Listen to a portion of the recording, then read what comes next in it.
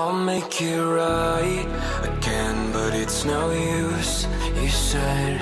And my hunger grows and grows. I have to write the meaning of my life, or else everything's in vain. When the glory tries to tempt you, it may seem like what you need. But if glory makes you happy, why are you so broken up? So tell me how it felt when you walked on water. Did you get your wish? Floating to the surface quicker than you sank. I know. So tell me how it felt when you walked on water. Did you get your wish? Floating to the surface quicker than you sank. I know.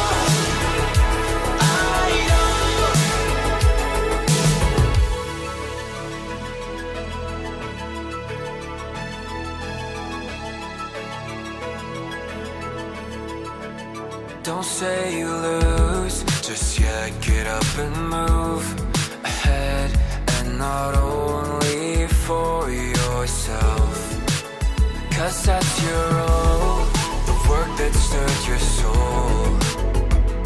You can make for someone else. One day you choke, your urges overflow. An obsession wears you down, but don't you waste the suffering you faced. It will serve you in due time. So tell me how it felt when you walked on water. Did you get your wish? Floating to the surface quicker than you sank. I know.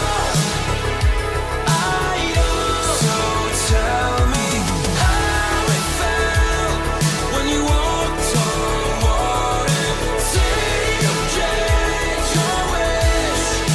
Floating to the surface quicker than you sank. I know.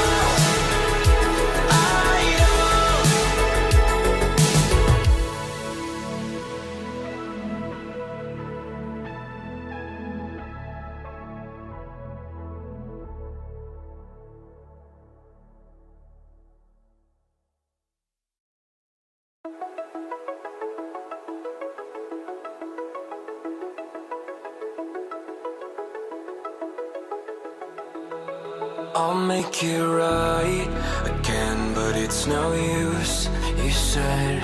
And my hunger grows and grows.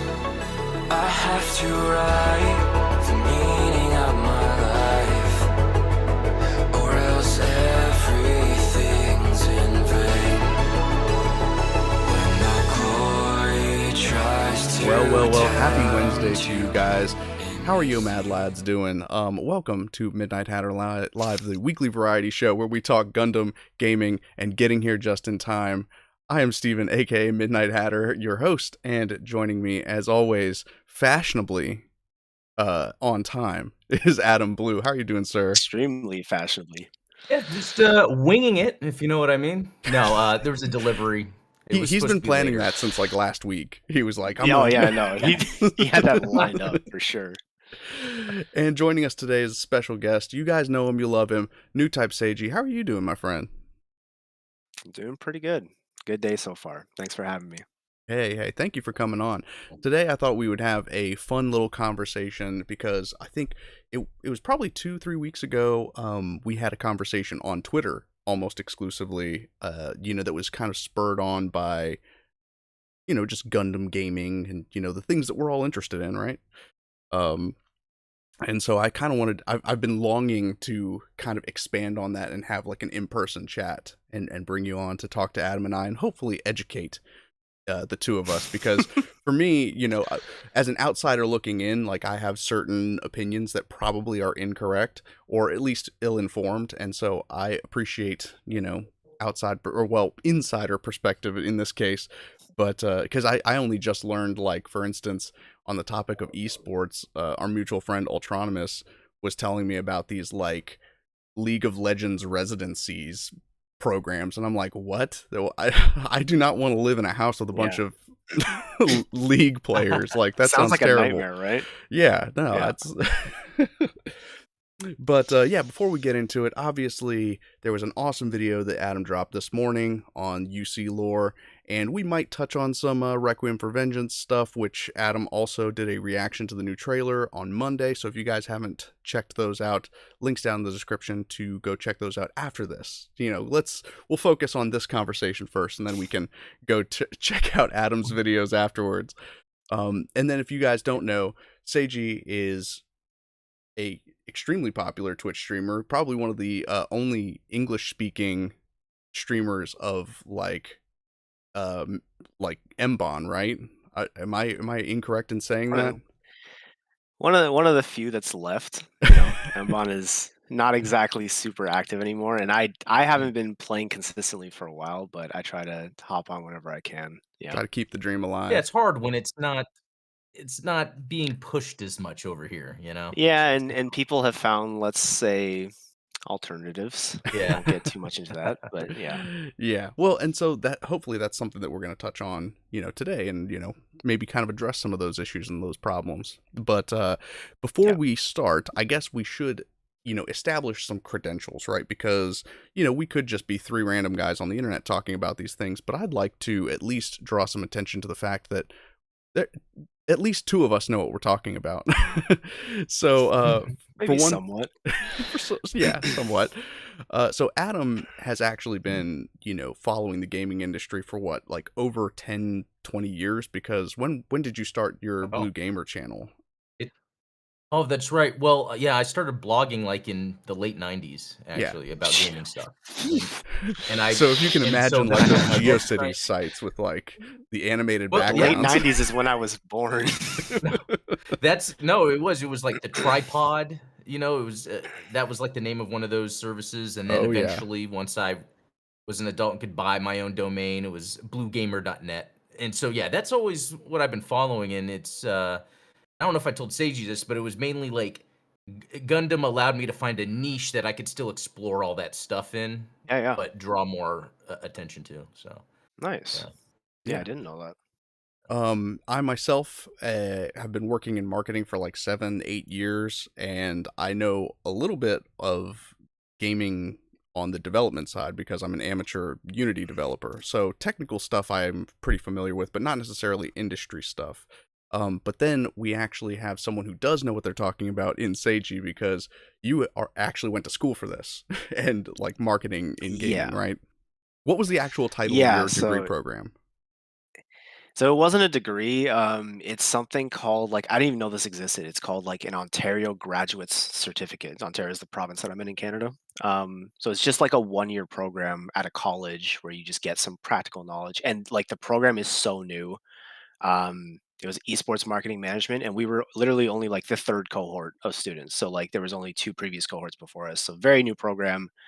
They're honestly probably still working out a lot of the kinks, but it was really interesting, and I learned a lot. And I did it in the first place was because like my undergraduate is in business, and I've been playing games since I was 6 years old, so 20 years now. So yeah, and I was like, why not mesh both, right? So yeah.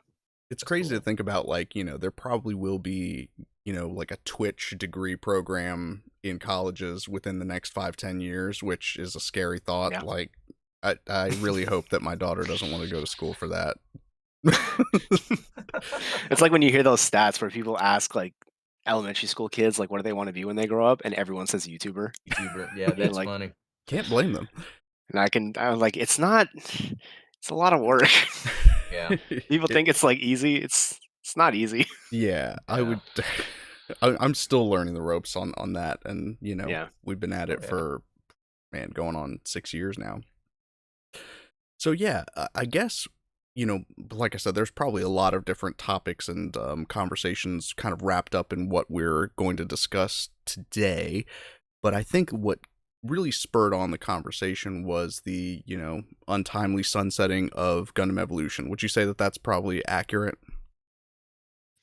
Yeah, I mean, this kind of Gundam Evolution in general has just sparked a lot of conversation in terms of the way Gundam games are handled, because there are a lot of practices that were just not very they're not viewed in a very positive way by players, whether that's the monetization, whether that's, the ways to reliably earn currency in game for free players. So people are rightfully upset. And a lot of people did really enjoy the game. It brought a lot of people into Gundam for the first time, and it basically only made it to just past a year of live service and then shut down after that. So yeah, a lot of conversations have been happening on both sides. Both people that are like, I love this and I hope that, Bandai learns from this, and people that are like just completely on the opposite spectrum when they're like, Bandai doesn't know what they're doing, like they don't know how to make games. Like so it's definitely tough. Because Yeah. Gundam games are already such a niche. Exactly. And I think that that's, kind of what you touched on, on Twitter when you were discussing Gundam games in general. And I agreed with you because, Yeah. it's like there's such a variety of Gundam games to choose from that even if there's not necessarily a game that's like, this is my ideal game, there's something out there for you that you can have fun with. And I think that that's what Yeah. Gundam Evolution offered to people, Yeah. But yeah, you're right. It has sparked a lot of conversations and a lot of what I would consider fruitless conversations. Like there's people dunking on them and, saying like, oh, it was never going to be successful in the first place. And it's like, that's, even if that's the way you feel, that's not going to help Bandai make any decisions going forward. That's not going to help Gundam Exactly. gaming going forward. And so, I think that we have an opportunity here to lend our experience with the game and our experience in marketing these types of, live service and esports driven games, because I think that that's kind of the direction they were going. Yeah. How to make those successful. Yeah. One of the and I made a video later on, like just expanding on my thoughts on that whole thread, because obviously like when I made the tweet in the first place, like it came from like I saw a different tweet where someone was saying like Gundam Breaker 3 was the only good Gundam game in recent years, and like yeah, I thought Breaker 3 was awesome, but like Yeah, I just think that statement is objectively not true. Right. So, agreed. but Stating opinion is fact. yeah, but like at Everything. the same time, that you can only do so much within Twitter's character limit. So obviously some Right, of my tweet got misconstrued. Right. I elaborated on my thoughts, further down, but some people just read the first tweet and then don't even look at the replies and just, I know. go off, right? So when I talked about my thoughts in my video, one of my main points was like, yeah, what you were saying about constructive feedback, because if you're just saying like this game was trash, Bandai doesn't know how to make games, that's not useful. Like Right. yeah, all that does is tell them that you're unhappy, which that in itself, sure, that's useful, but it's not going to help them going forward because you haven't given them any sort of direction in terms of what made you feel that way. right. And I made the comparison to like if you walked into your job every single day and your boss was like, "Wow, you suck at this. You're terrible at this job. How do you always screw up?" It's like, would you want to listen to your boss if that was the case? I doubt it. So Yeah. at least, and like if you go too far in the other direction, like if you try to tell Bandai how to make games, they're not going to like that either because you don't know what you're talking about most of the time. But Very true. the very least that you can do is say, I am unhappy or I didn't like this game and this is why. Right. And then at least you're sharing that in a like civil way. And then they can take that and be like, okay, we've gathered this opinion from a bunch of different people. Clearly it's a problem and Yeah, it's something that we need to figure out. And then they do what they do best and they figure out how to either change the existing game or incorporate that feedback into future games. exactly. Yeah, and I Yeah. think that, there's always that perspective of, like you said, people will say one thing without necessarily knowing what they're talking about. Guilty. But Adam and I talk about it all the time, where it's like, people will criticize GBO2 and say like, well, it takes them forever to come out with new suits, and like these devs are lazy, like and it's just like, you know, you have no idea the level of complexity that's going into developing that game. And I think that as far as like live service games go, you know, GBO2 is obviously a contender for one of the best ones out there because it's been going for so long. Still around. It's Still around. Clearly It's it's still still there. working. Hitting a Like port so far afterwards. How Yeah. often do you see a game that's live service get a port like 5 years later? Yeah. You know? it's wild. Unless it's And well, I like what you said about like essentially like dev cycle, Steven, because like that's one thing that people cannot seem to grasp. And like granted, like they're not educated, so like no one tells you how long that it takes to do these sorts of things unless you go out and look for this information yourself, right? But like even if you just take a second to think about it, like I saw a lot of people that were like with Gundam Evolution, they were saying, "Oh, they only put out one suit every season. Like that's not enough. Like no wonder the game shut down." It's like, okay, well, look at Overwatch. Overwatch puts out one new character a season as well, and that's Activision Blizzard, and they're massive. So yeah, like, Yeah. and they're on they came pace out when with they did, yeah, and when they did do two suits in a season that one time, the producers came out and they specifically said like, "Hey, we had the bandwidth to do this one time. This is not going to be the norm." So they were like, "We wanted to do this because we were able to, but don't expect this every single time."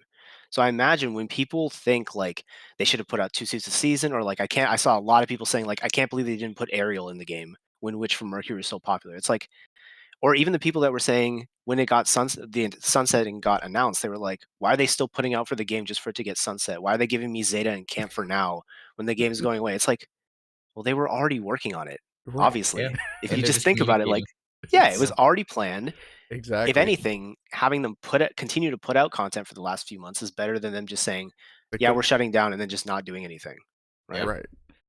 So yeah, no, you're spot on with that, and you know it's interesting because GunEvo was free to play, so it's not even like, you know, and forgive me if you know you guys will probably know this about me, is that I tend to sound like I'm preoccupied with the financial side of things, and the reason that is because I know that if something's not profitable for somebody, then it's gonna go away. Like it has to Right. turn a Yeah, I profit understand. somehow. Yeah. So, you know, if nobody's buying the skins or whatever for GunEvo, then it's a free game.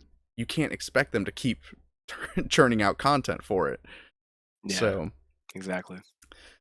Yeah, so Seiji, I'm curious what your thoughts are in terms of it shutting down. Was it more that the content was slim, or could it be that it just, while the core mechanics were fine, it just didn't attract a large enough audience?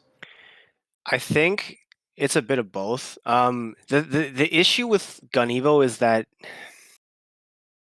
I think it almost tried too much to be something not Gundam, if that makes sense. Yeah. A lot of complaints from Gundam fans specifically center around like, for example, all the stages are pretty generic. You don't have stages that are clearly identifiable as from Gundam series, right? One of the things that the Extreme Versus games does really well is that all the stages are from a specific series. The most popular competitive stage in MBON in the arcade versions is Side 7. It's literally the starting point for the franchise. yep. So when you have all these different maps in GunEvo and none of them are easily recognizable for fans, that's kind of a missed opportunity.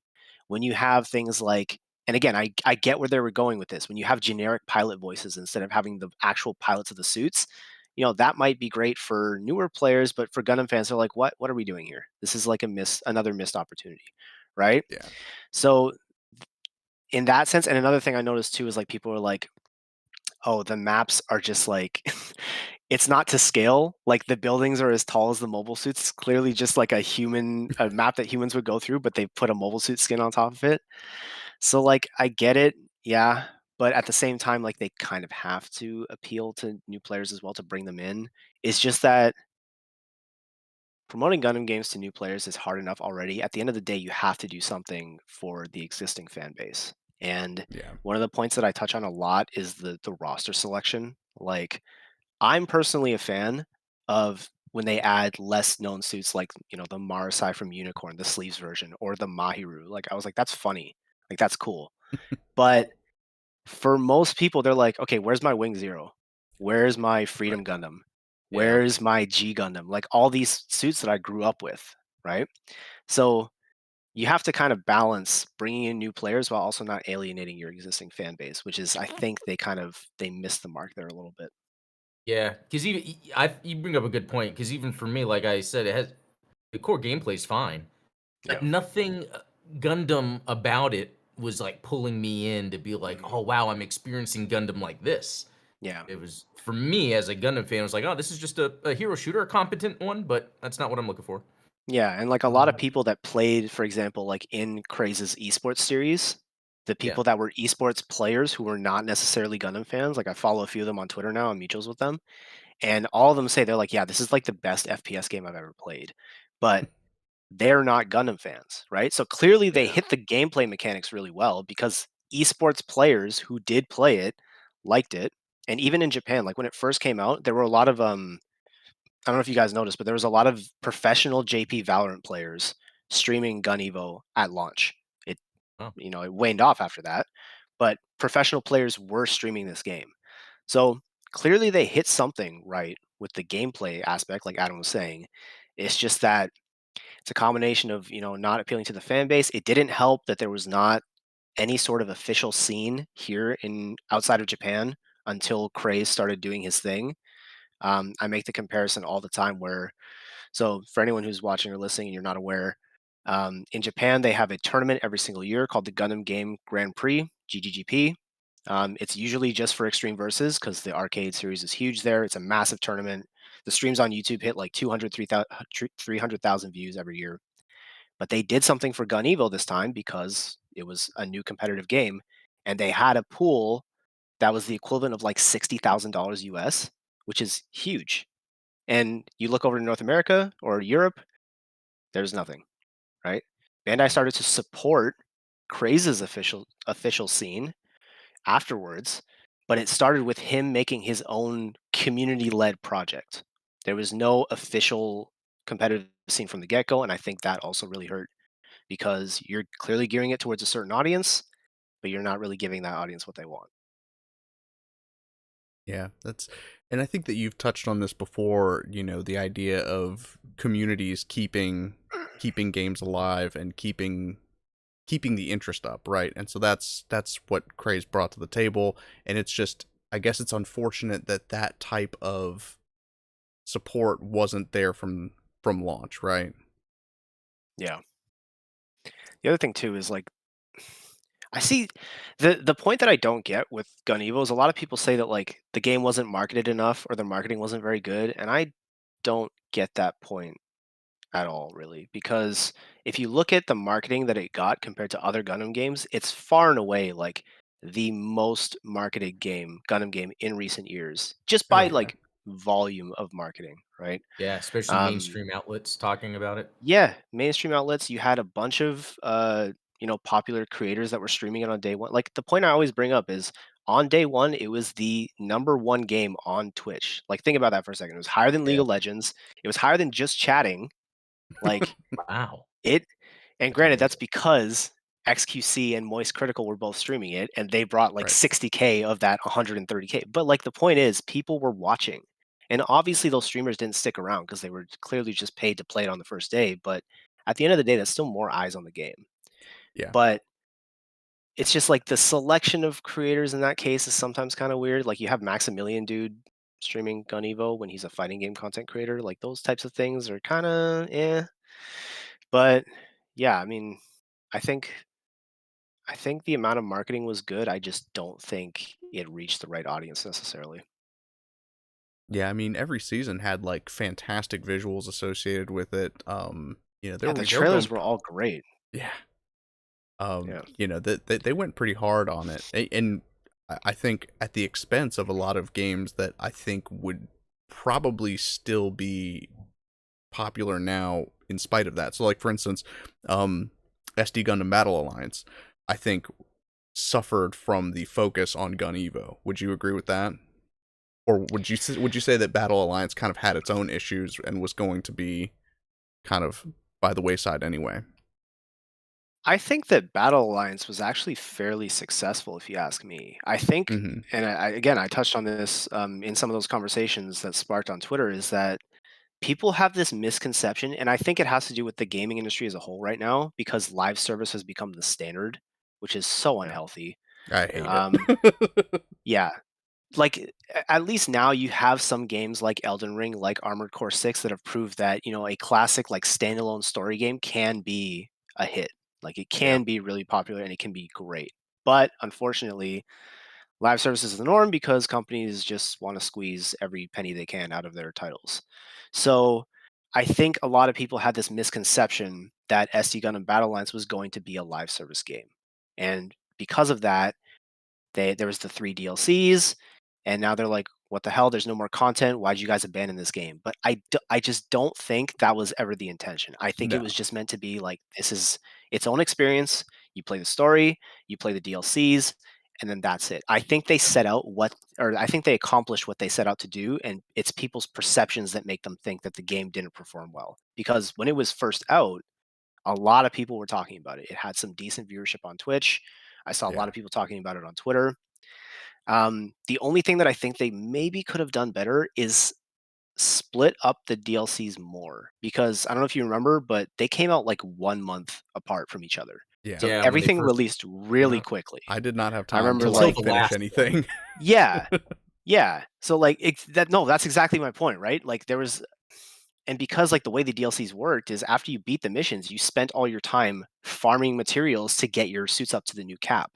But there was like a period where like I took 2 weeks off to play like a new Destiny season or something, and when I came back, the next DLC was out, and I couldn't run the missions from the previous DLC because everyone online is running the new one, so I couldn't level up my suits anyway, right? So that was kind of a misstep in my opinion, like give people more time in between to actually like play the content and like catch up. But other than that, I think Battle Alliance like, yeah, accomplished what it set out to do.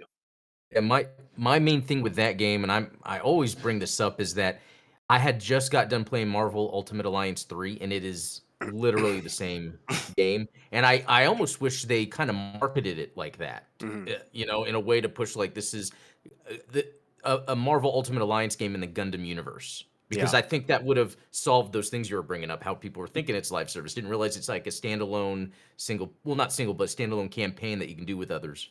Which Yeah, is yeah. funny because isn't that kind of what they did with GunEvo? Is said like, oh, it's Overwatch, but in the Gundam Yeah, universe, right? It's like, exactly. Yeah, but I find and that interesting. Yeah. we've had that conversation before where it's like, are we okay with the idea of Gundam skinned games that work, that like the gameplay mechanics are fun, and we just Yeah. put a Gundam skin on them, or do we want something that feels more Gundam-y?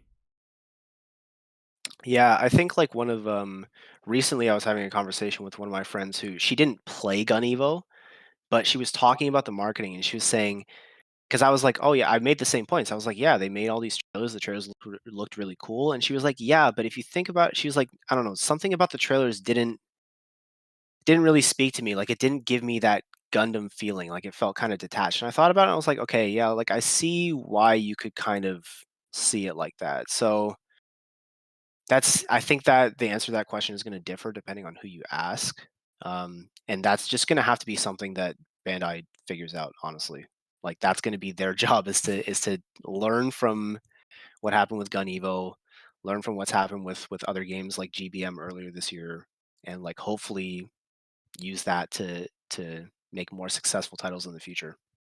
Yeah, and I think, I mean, you're never going to be able to please everybody, right? Of course, yeah, There's always going to be, people that would prefer, a UC only game, or people that would prefer like, having mixing up AUs and stuff like that. That's why that poll went out recently about like introducing AU suits into GBO2, which, hmm that could be a way of kind of leveraging the end of Gun Evo, but kind of working those same units and those that like the same gameplay mechanics into GBO2. I don't know how successful that would be, but um, clearly there, nobody's like sitting back and saying like, well, we don't know what to do. It's like, well, we're trying. yeah. I don't know if you guys got the same impression, but when I saw that poll, what that said to me, and of course, I don't know if this is true or not. I have no idea. I'm just speculating. But when I saw that poll and they were like, would you be interested in seeing AU suits in GBO2? I'm like, oh, they're running out of ideas because Oh yeah. there's only so much you can do from now on. Like, there's still like Hathaway, there's stuff, and then you start getting into late UC where you start touching like Crossbone, Victory, F91, and I'm like, I don't know if those necessarily just fit the overall vibe of GBO. Maybe it's just me. That's A lot of those series are like less well known, I guess, compared to the earlier UC stuff, and I feel like Yeah. it wouldn't mesh that well. I don't know. Well, yeah, and then you'd I have to agree. raise It's a the good cost point. And cap. Yeah. yeah, and it makes me wonder too, like, is it where they're more of because they came out with the situation battles, Mhm. which I really like that. In That's fact, I awesome. hope they add it permanently in. Yeah. But I wonder if they're more experimenting with what they'll do with GBO3. Partly because Mm. they know they still got their whales and they want to kind of take Hmm. advantage of that until they really need to just end the service. And then when they're bringing out GBO3, what is it going to be? Is it going to be where then they decide to make it all different AUs, different playlists for different things? Um, I would take a lot from what EA ended up fixing with Battlefront 2 and making a Mhm. Gundam game like that would, I think, be excellent. Where you are launched into a battle where you're just a GM, but you're leveling that GM. So whenever you're on a map and you're on that side or whatever, you can still progress with that, even if Yeah. you can't pick the suit. Something like that. I don't know. I think you made a really good point about like the situation battles and stuff and like potentially integrating it, because if you look at, I don't know, did either of you guys play Code Fairy when it came out? Yeah. Oh yeah. Oh yeah. So I don't know about you guys. I loved Code Fairy. I thought it Yeah. was Yeah. great. We are a I couple of think, the Code Fairy. yeah, Yeah. Yep. I think the style of GBO, like I've always said that I think the style of GBO lends itself really well to the sort of grunt um, suits and things like that. Like when I see suits like the Zeta or the new Gundam in GBO, like it's cool. I like playing with them, but seeing them move like that slowly and that clunky, I'm like, I'm used to seeing this thing like zoom around the battlefield and do crazy new type stuff. Like I don't really want to see it like boost up, boost down, go side, like you know what I mean? Yeah. So, and I was also a really big fan of like, the Missing Link side story game on PS3 and older Oh Gundam yeah. games like that. So I Yeah. think that the GBO combat system lends itself really well to like side stories, essentially, like One Year War stuff or early UC stuff. And I think to Adam's point, like if you were to make it so that GBO has both the online component and the gotcha component, but then also has like a story mode integrated into it where you can play through different UC stories against computers. Like I think that could work really well in terms of bringing in new people, because that way you're not limited to only the multiplayer. Because I don't play the multiplayer anymore. I jump in every day and I do my dailies in an AB custom room and just go AFK. Yeah. No, And I then think there's a yeah, level of a level of stress on top of playing GBO2 online where you can't just sit back and like, oh, I'm gonna play as a Gundam. It's like, man, it's hard. yeah, If Yeah. I'm really gonna have fun, I kind of need to know some fundamentals, and it's less of being able to just sit back and just play. yeah, for sure. And it's not a game that you can kind of like just pick up and pick up and put down very easily because of that PvP element. You're like, I couldn't say, for instance, put my daughter down for a nap and then be like, all right, I'm gonna get a little further in GBO2 and then go. It's like Yeah, if 'cause what something if I have to comes get up, up? I'm in mid match and it's like, Yeah. well, she's Yeah. gonna keep crying. I don't know. I don't know what to tell you. But yeah, I mean, PvE stuff I think would be awesome. I mean, and Adam and I have streamed 0081 when you can do the co-op missions. That is amazing when you can have up to 3 co-op players going at it. So I mean, if you Yeah. took that, like you said, take the same mechanics, the same gameplay, and just add a campaign mode or even just like scenario modes, like you said, it doesn't even. Yeah. I don't think that people necessarily would want like a full length campaign, even if you could just drop into a mission and say like, I'm gonna play Battle of Abaku or Yeah. something like that. Would be a lot Yeah, of for fun. sure. So then that kind of begs the question, like, well, I don't want to say that begs the question, but we're kind of hinting at this idea of like live service games versus campaign or story mode games. And so like, what do you think? Obviously the three of us kind of have negative feelings about well, I don't want to put words in your guys' mouths, but I have negative feelings about live service games in general. But I think that, maybe not everything needs to be live service. Would you agree with that? Yeah, absolutely. I think at the end of the day, live service just kind of it's just a slippery slope. I don't think that the system in itself necessarily has to be bad. Because if you look at okay, before we hopped on the call, we were talking about Destiny a lot. And Yeah. Destiny is something that I've played since 2014. And if you look at the evolution of how the live service model works and how the microtransactions have changed, it's horrifying. Because in D1, like the only microtransactions were like just like a few cosmetics in the store. And now it's like you have multiple expansions, you have the seasons that you buy, you have a separate purchase for access to the dungeons, and then every week there's new items refreshing in the store for you to purchase either with paid money or with the in-game currency. And it feels like just everything, all the monetization is just shoved in your face. So even like Adam mentioned with Battlefront earlier, I think a big issue with Battlefront when it first came out, correct me if I'm wrong, is like the loot boxes were kind of like a pay to win mechanic, like something along Exactly. those lines. Yeah, like if you wanted Darth Vader, you had to buy him, and Yeah, that's so it not. just feels like people are like the companies are just trying to, like I said, just like pinch every single penny. Yeah, So that's why I really like. I didn't play Elden Ring personally, but I've heard obviously very good things about it, and I absolutely loved Armored Core 6. I played it nonstop until I finished all three endings. So I think that more games like that need to be made. Look at Baldur's yeah, Gate 3, for example. yeah, People Yep. love Baldur's Gate 3. It's arguably one of the best games of the last decade. So I think that, and in the Gundam community especially, the success of a game like Armored Core 6 showed them that there is an alternative. Like we can do a game like this for Gundam and it can work as long Yeah. as they want to take the risk and do it. yeah. That's the thing, taking the risk to do it. I hope they do that because I think that's what they need to do next. And then I would say, and this is kind of, I guess, to your point, Seiji, is it's on the Gundam fans to then take the risk and play it, because I think that part of the problem is Yeah. that there has to be that kind of, I guess, sunk cost, right? Where it's, I feel like, and this could be totally off the mark, but you know, when you have a free to play game, there's that feeling of like, well, I don't, I can always come back to it later. It's not like it's not going anywhere. I have no Mhm. investment in it, so I have no desire to play Yeah. it. And I feel that way. I think that that's kind of the malaise that we've described with GBO2, where it's like, I didn't sink $60-$70 into buying it, so I'll do my Yeah. dailies, or I'll just cheat my way through it.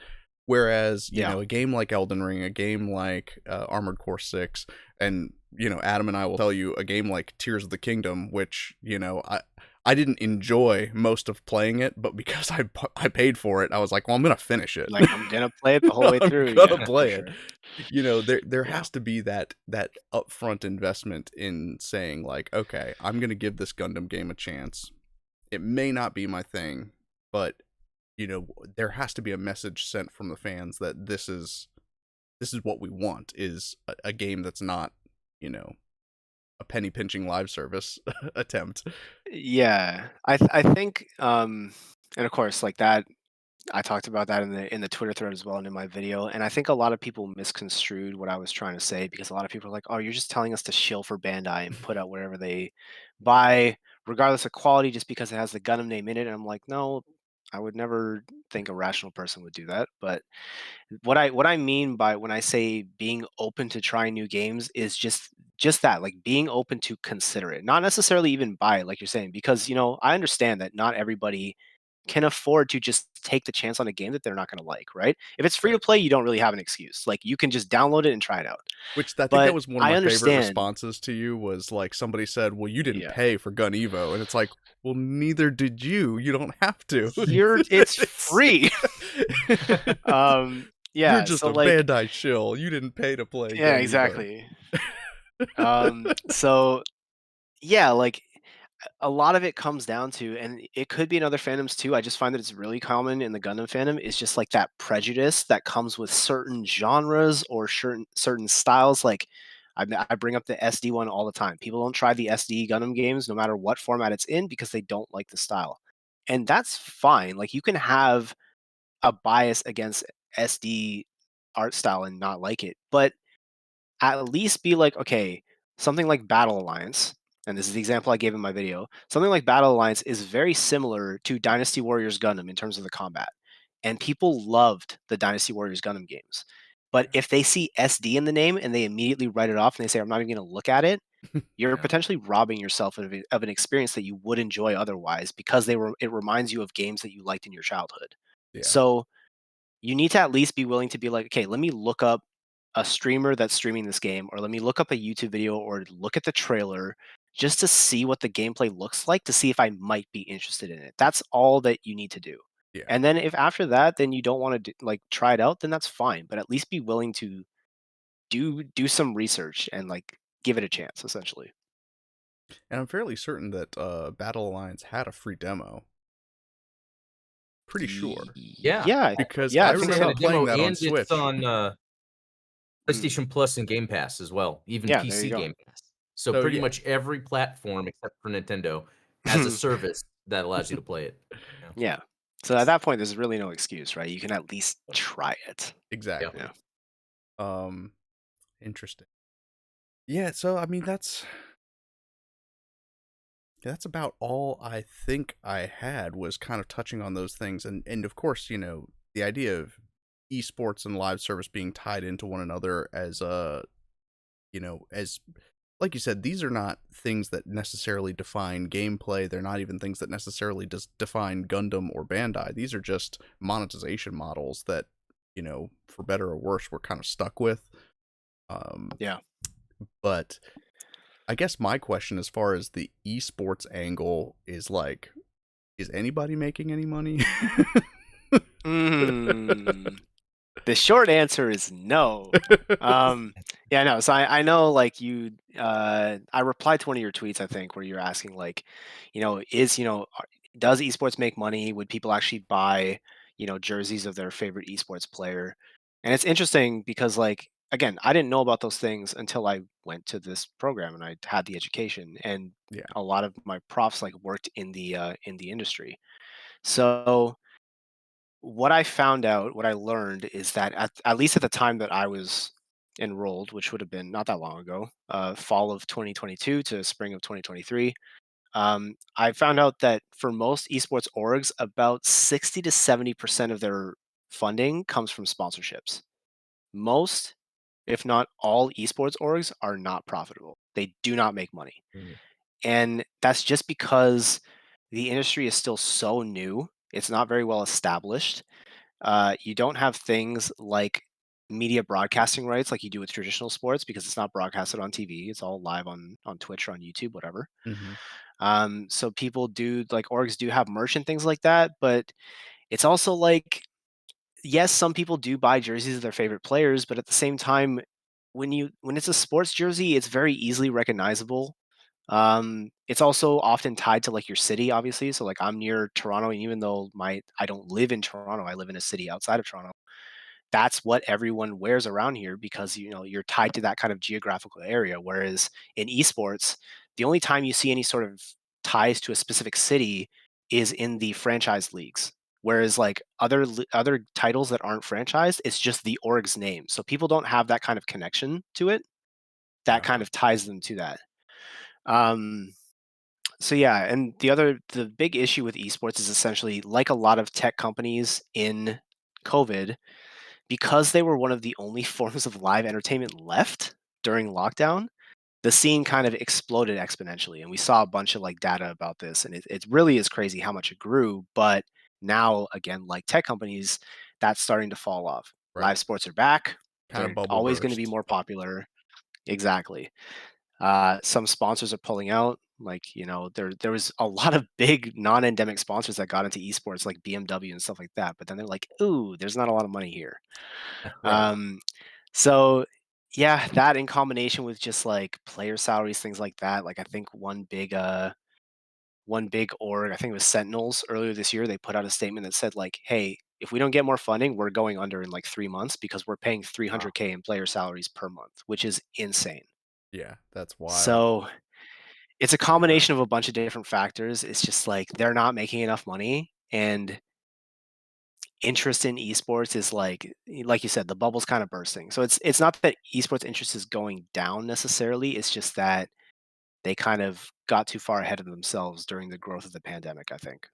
And now it's kind of leveling out to what is kind of genuine. And Yeah. there's that legacy, especially of like first person shooters and then fighting games, because then there's the Yeah. whole, you know, FGC. And so I think it's just at the end of the day, it's if a game is fun enough that people want to play it competitively. Yeah. Yeah. And The other thing Ultramus about actually. esports Oh, is like, go ahead. okay. Just the one other thing about esports that, again, it's just it doesn't help with the fact that the orgs aren't making money is that the most popular titles are usually the franchise leagues. So Valorant, League of Legends, Call of Duty. And to enter these leagues, it's not cheap. It's like you got to pay like a $200,000 fee to enter your org in this league every Wow. single year. And for an organization that's not making money, it's a lot of money. Yeah. It So is. it's tough for them to even catch a break. Yeah. But sorry Yeah. to cut you off. No, not at all. That's that kind of also a complicating factor, and Ultranos brought this up to me, is that, it's not the same as traditional sports where, we don't have a new version of football that comes out every year, but we do have new Yeah. franchise titles, right? Football too. Football too. You guys Football think too. you guys think you like football. Wait till you see football too. Um, but yeah, so when you have a franchise title that you're going to have sequels released, all of a sudden you're going to cut your player base in half, you're going to cut your audience in half, which it's already not as big of an audience as live sports anyway, because, you're talking about like, hundreds of millions of people versus like maybe a couple million people that are watching the streams on YouTube and Twitch. Yeah. So yeah, I mean, they compound that with the fact that, like you said, an endemic sponsor like BMW is awesome, but then, do they really understand the audience? How many people that are watching esports can afford, a luxury car? Probably not the ideal sponsor for that market. But I'm glad that they're trying, right? Like there's experimentation going on, and a lot of industries that kind of blew up during COVID. I work in the golf industry, which was extremely popular during COVID, and now we're kind of returning to pre-COVID levels. So that's just bound to happen. So I guess it's kind of cool that that it did explode for that brief period, and now we kind of have the opportunity and obligation to kind of revisit some of the core fundamentals of like, how can we make this profitable for people to do? I don't know. Yeah. I mean, I have ideas, I wonder but if it's one of those things where, well, like as generations evolve, certain hobbies then become more top of mind. Like it could be that as we're in elderly homes, we're all like landing, an FPS or something, and it could be that that kind of helps grow that Maybe. kind of esports into far into the future. Maybe people, there's talks about concussions in sports, and then sometimes they don't want their kids to play, so that gives less players. And then it's like, oh, video games don't have that physical kind of problem. So what if that kind of just grows in the future? As because when I was growing up, when I was young, late '80s, early '90s, playing video games, I didn't talk about it to like freely and openly because people Yeah. would make fun of you for playing video games. Yeah. And so it's changed now. Good with esports. Yeah, I mean, there's two things I want to touch on quickly. One is what Steven said related to like the streams, and then what Adam said related to kids potentially trying esports. But when you bring up, watching things on stream, that's actually a really big part of it, because the other part of esports is like, how do they get people to spend money to actually go to events physically, right? exactly. Because in a real sports event, like, it's obviously very exciting. Like, the atmosphere is unreal. You're watching the game live. It's better than watching it at home. When you go to an esports event, you're looking at a stage and you're watching people do this, right? And they have a screen on stage sometimes to show you what's going on, but like, and I've heard the atmosphere is also really cool there. Like, everyone that I've talked to that's gone to esports events, for the most part, they've had a positive experience. I just don't think it's quite on the same level. So people will look at that and be like, why would I do this when I can just stay home, order food on Uber Eats, and watch a stream, right? Yeah. But in relation to what Adam was saying about like kids potentially trying out esports, one other thing that we learned about was that like it's becoming more and more common like in the educational system. So there's a lot of colleges in the States now, not as much in Canada, but in the States for sure, that are having full-blown esports programs and scholarships for esports, which I think is really cool. And there's even some like high schools or like middle schools around America that are trying to incorporate esports as like a club activity or like an after school program. The issue there is just that, again, because it's such a small field, because it's such a new industry, there's just not that many experts to lead these types of programs. So I think if those are going to take off, it's going to come with time. If the players are even willing to kind of help try and grow the industry after they retire from their playing careers, right? So Yeah. I mean, that's the case with like even just traditional sports, like athletes giving back to the communities that they came from and kind of helping yeah, nurture and foster that is a huge part of what makes the entire sport and the entire industry grow. So I mean, yeah, you touched on a very good point there. Interesting. So I guess then, would you say, considering all of the challenges faced with creating live service games, creating esports, creating an esports legacy, do you think that there's a future for Gundam in that, or do you think that Bandai needs to focus entirely on delivering good Gundam games as opposed to trying to tap into a new market that is evolving and growing over time? it's definitely a tough question. I think that Gundam Evo had the potential. Again, I think it's just the execution that was kind of tough because, again, even something as simple as just having an official scene that would make a massive difference Yeah. in terms of how the competitive scene would grow. The other thing that I'm going to shamelessly plug and touch on is I'm once again going to talk about Extreme Versus because, in my opinion, it's the best Gundam game. Yeah, But and that should be what they're focusing on. Yeah. so it's all the time I get so mad because so what I touched on earlier was like, why is Maximilian Dude, an FGC content creator, being paid to play GunEvo? Why is he not getting paid to play Maxi Boost on? Right? Right.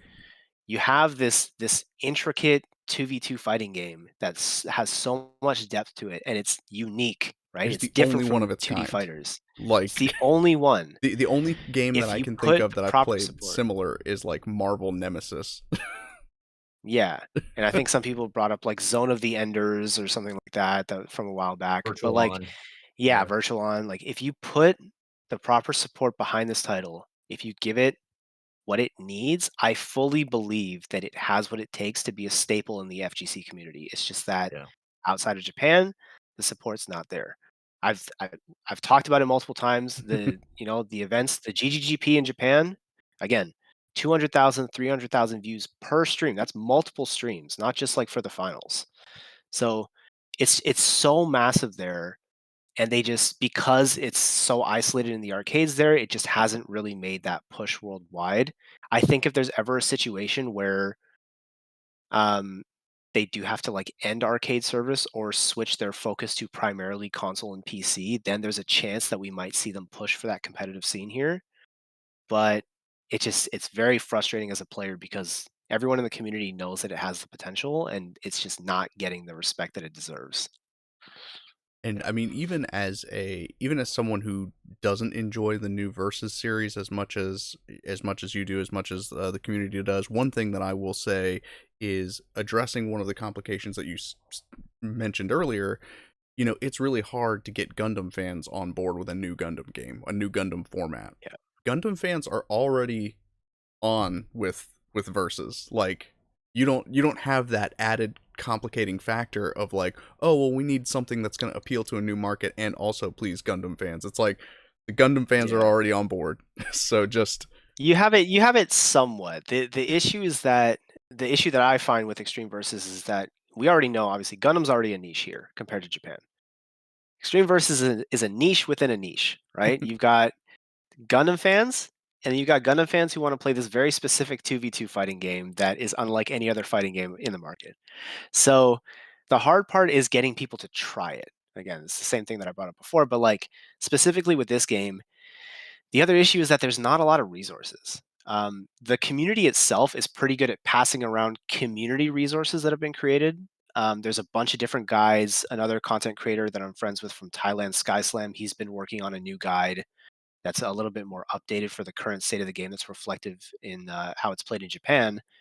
But there isn't even a tutorial in the game. Like in Maxi Boost, the only place you can even find a move list is not even in like the settings. It's in like when you go to play the branch battles for the arcade routes, then you can look at like the move list, but it doesn't go over like all the different combos you can do. It doesn't go over all the intricacies of the inputs and like cancel routes, all that stuff that I'm not going to bore you guys with. But it's just like that's the base level, right? Yeah. Fighting games have a move list. They have a training mode where you can see your inputs so that you can lab properly. Yeah. Gundam Extreme Versus doesn't have any of that. They only recently put out some form of a tutorial in the newest arcade version this year after, a decade.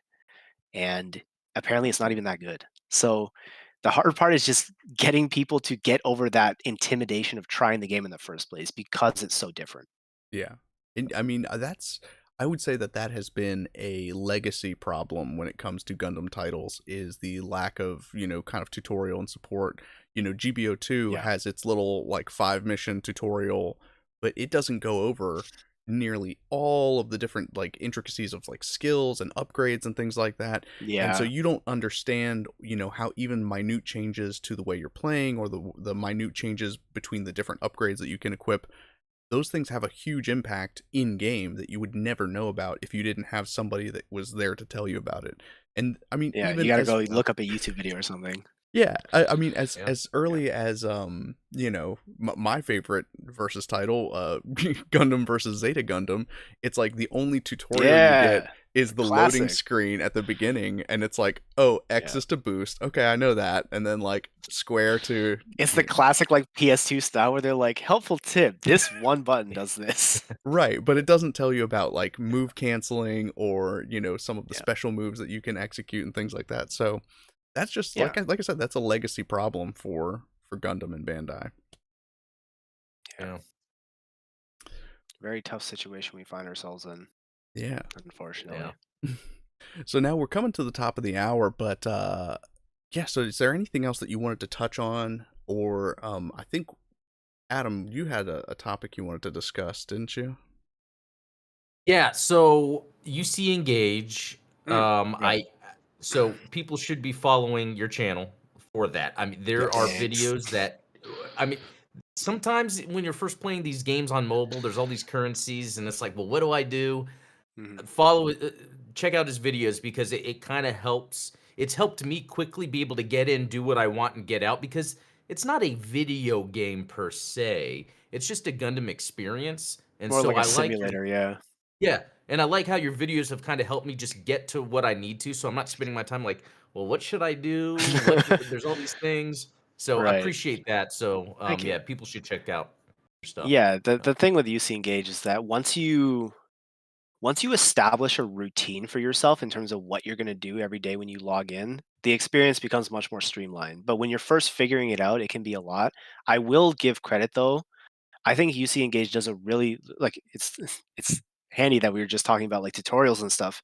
I think Yeah. UC Engage actually does do a very good job of teaching people how to play the game. Maybe not so much when it comes to like the more in-depth stuff, like all the different upgrade methods, but every time, like even now, like when the new Gibraltar event just came out last night, and as soon as you log in, it takes you to the event directly, and you have like a 4-step screen that tells you exactly how the event works and how to play it.